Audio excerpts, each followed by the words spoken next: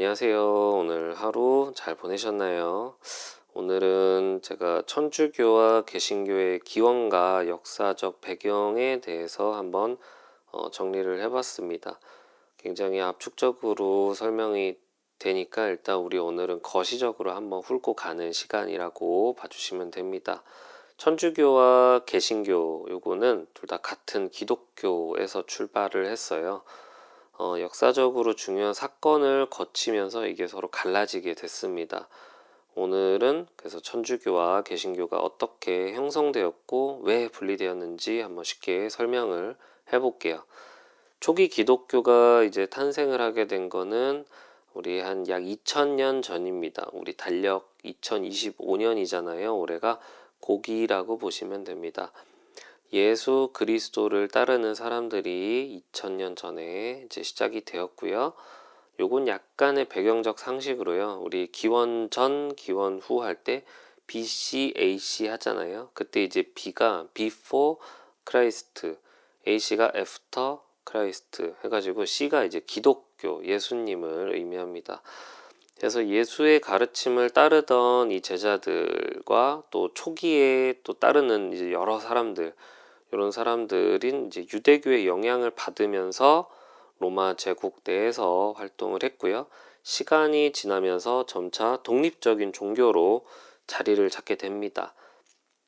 이후에 이제 기독교가 사도 바울이라는 사람에 의해서 여러 선교사들의 활동을 거쳐서 로마 제국 전역으로 퍼져나갑니다. 참고로 이 사도 바울은 예수님을 살아생전 만난 적은 없고 오히려 기독교 사람들 많이 탄압했던 사람입니다. 사울이라는 처음에 이름을 쓰다가 자기는 이제 갑자기 이제 예수님을 확 믿게 되면서 바울로 하면서 아주 극렬한 이제 전도 선교사가 되고 로마 제국 전역으로 퍼져 나갑니다.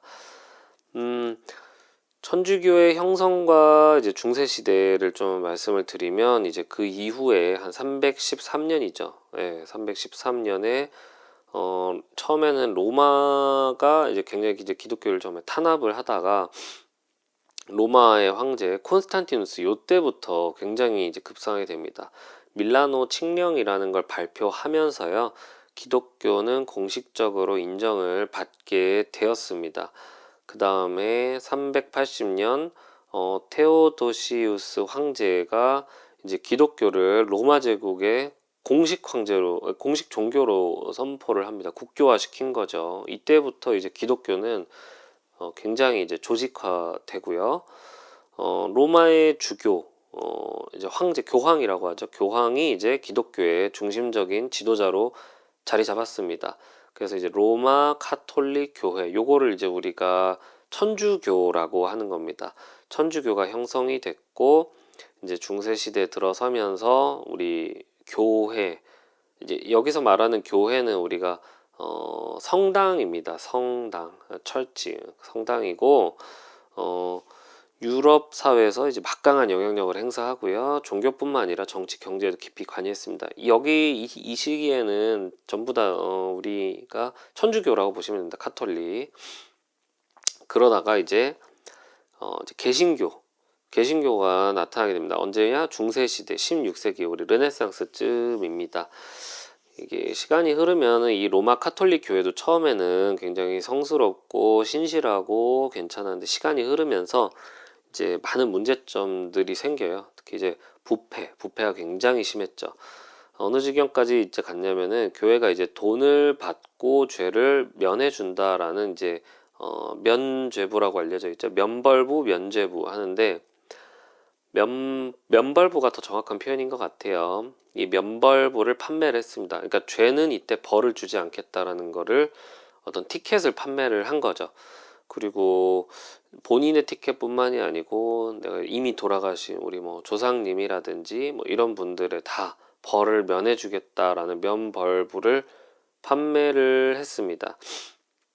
그래서 이제 이 독일의 이제 신부 마틴 루터 이 사람으로 시작되는데 이분이 성경을 굉장히 열심히 읽었어요. 굉장히 열심히 읽었는데 자기가 볼 때는 그런 면벌을 할 수 있다는 그런 구절을 도저히 자기는 찾을 수 없다. 그리고 이거는 안 된다라는 식으로 하면서 1917년에 95개 조의 반박문이라는 거를 내겁니다. 사람들한테 발표했고요.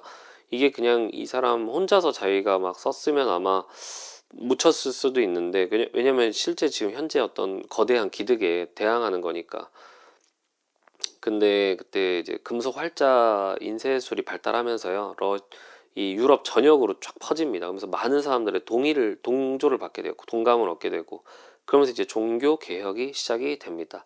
루터가 얘기했던 건 그거예요. 오직 성경, 오직 믿음이라는 거죠. 이제 교회와 교회 건의에 이제 도전을 했고요. 이 운동이 이제 유럽 전역으로 퍼졌고 했습니다. 처음에 루터는 아마 그런 입장이었던 것 같아요. 이제 기존의 이 로마 카톨릭을 개혁을 한다라는 걸로 이제 처음에 생각을 했는데, 새로운 교단을 짜려고 했던 건 아닌 걸로 보여요. 근데 이제 결과적으로는 이제 개신교가 그래서 아예 탄생을 하게 됐습니다. 그래서 대표적인 이제 요 개신교가 또 약간씩 나눠지는데, 이제 루터파가 있고 장로교, 감리교, 침례교 이러면서 등등등 이게 또 쪼개집니다. 요거 나중에 시간이 되면은 제가 한번 또 각각 또 차이점을 정리해 볼 생각입니다. 네, 그래서 종교개혁 이후에 어떻게 되냐면, 이제 천주교는 이제 종교개혁 이후에 내부 개혁을 그래도 단행을 했어요. 그래서 이제 요거를 이제 반개혁 종교, 뭐 가톨릭 개혁 이렇게 표현하는데, 이제 대표적으로 이제 뭐 트리엔트 공의회라는 거 1545년 그쯤부터 해가지고 교회 문제를 개선하려고 노력을 했어요.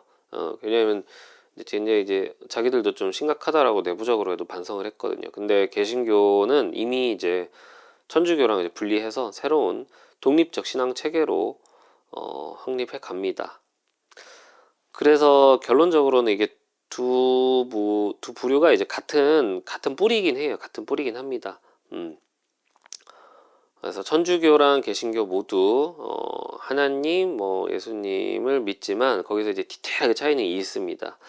이제 뭐 둘이 이제 하나의 어떤 신적 존재로 보냐 갈라져 보냐, 요거는 제가 다음 시간에 한번 또 정리해서 나누겠지만, 오늘은 두 개의 뿌리가 같다. 근데 천주교가 이제 부패하면서 거기서 이제 개신교가 종교개혁하면서 찢어져 나왔다라는 요런 사건이 있었습니다. 그래서 요 외관적 차이는 이제 천주교 같은 경우에는 전통 같은 거를 굉장히 중시해요. 또 교회 권위도 중시하고, 그래서 이제 교황이라는 개념도 인정을 하고요. 어떤 또 이제 그 안에 이제 어떤 계급 같은 어떤 체계도 있습니다. 그 유물 요런 것들도 굉장히 신성시합니다. 성배나 뭐 우리 면류라고 해야 되나, 그 예수님이 쓰신 거 있잖아요. 그런 것도 굉장히 신성시하고 하는데, 이제 아까 그 역사적 배경 보면은 굉장히 이제 천주교가 부패해서 나왔다 그랬잖아요. 그러니까 오직 믿음, 오직 성경 말씀 요것만 가능하기 때문에 그런 것들 다 배제합니다. 그래서 교회 가면 여러분 세례를 안 해요. 세례. 새로운 이름을 받는 거 그런 건 안 합니다. 천주교는 하는데. 그래서 개신교는 오직 성경 중심이고 신앙, 마음 또 이런 거를 강조합니다. 그래서 이제